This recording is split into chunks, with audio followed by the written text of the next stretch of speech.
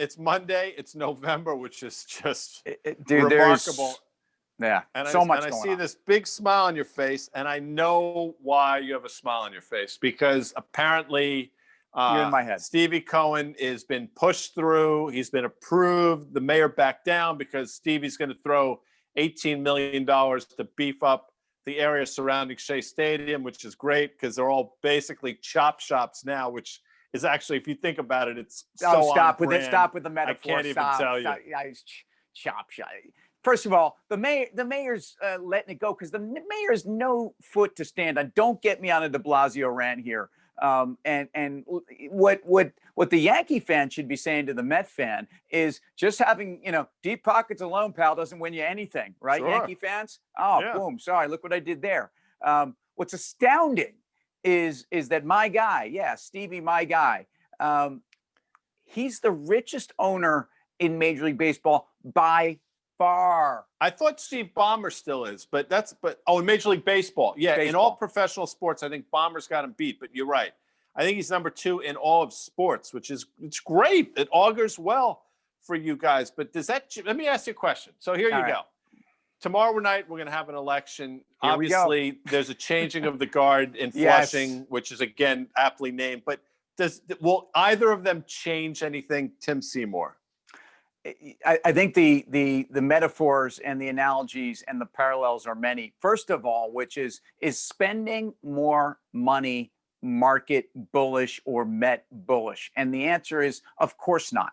And if we presume that Stevie will spend more money, and we presume that the Democrats will throw a stimulus bill at the economy, at the country, and at the markets, that will be so big and so bad that it's going to be totally equity bullish. What I say to you is, remember, and we remind because we just have to do this, but our politics are not what we talk about on the show, nor does anybody care about our politics. So when I talk about a blue wave, if we get it, is I don't think bullish for markets. And it's not bullish for markets because ultimately higher taxes are more than going to outweigh the stimulus effect. Higher regulation will more than outweigh the multiple effect on the stock market. Yes, they may throw a ton of money at the market, an infrastructure bill, a stimulus bill.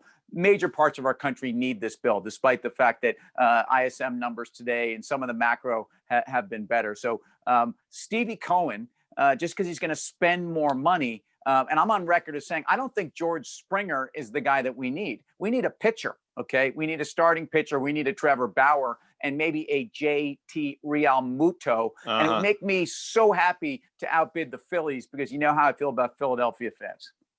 So you want JT Realmuto behind the dish for you guys to actually be a serviceable catcher? Actually, I shouldn't say that. Serviceable. He would actually he'd be a top 5 catcher in the league. Please. No, I you don't have a catcher either, pal. You don't have a catcher either. No, let's not talk about Dirty Sanchez. But what I will say is, it's unfortunate the evaluators of talent that the Mets are or have been. You let a Travis d'Arnaud go, and he proceeds to light up the entire National League, and a thorn in the Mets side like you wouldn't believe.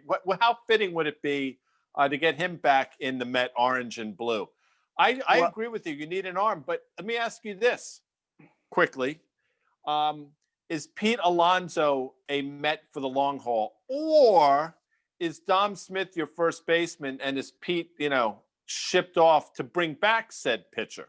So you're talking about structural changes to the Mets and possibly their lineup, and I'll talk about structural changes ultimately to the government.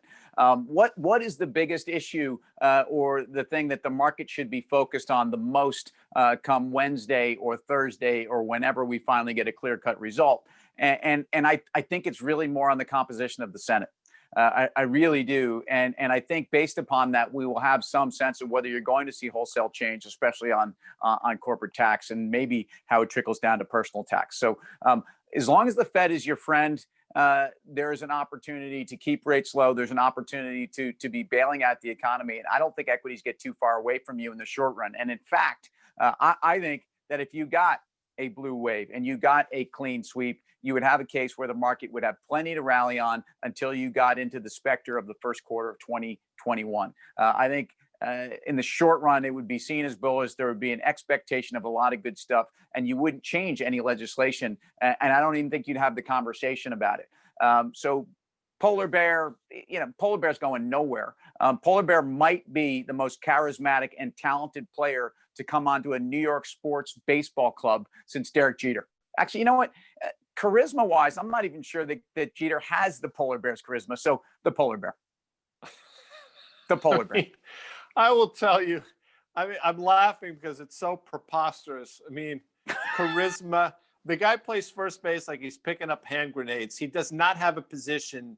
He is your prototypical American League DH. No. He has been working on his footwork. He's been working on his footwork around the bag. I mean, my understanding is the whisper is that Mex, aka Keith Hernandez, is coming out of the booth and doing some a little bit of tutoring around the bag to my man, the Polar Bear. But look, the most important thing right now, and this maybe gets back to the government, is if you put an ownership team in Flushing that really has a plan, and that actually works more towards technology and leading edge analysis of where the game is and not where the game was. This is how I think investors need to be looking at the market. The changes we get in Washington may be dramatic, but ultimately the changes that we have to look at for the economy are ones where we have to solve the issue of the Federal Reserve being the backstop for the middle class. And we know that there's a major job market that still is going to need to be answered in 2021 into 22. We need to solve the COVID. And so, that's something that I don't think either party needs to debate over. Yeah.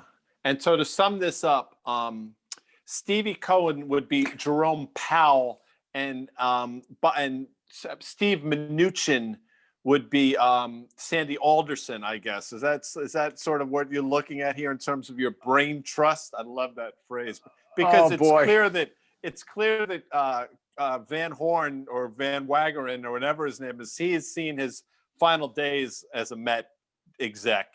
Well, and is Van Wagenen in the GM's chair somewhat illustrative of some of the administration that's in power now? I don't know. Again, non-conventional. We're talking about people that hadn't worn these, and there's a lot of people that think Brady Van Wagenen and that type of thought process and approach to building a major league roster and dealing with players and dealing with the realities of winning on a baseball field is very much what's made Trump successful. So I can't answer that. I will say having the deepest pockets, not only in New York City, but in Major League Baseball is a good feeling, my man. And I'll see you on the back page of the New York Post if you get there again. The Mets would have been better served having Chief Brody from Amity as their GM as opposed to Brody Van Wageren or whatever his name is. You know what, Guy?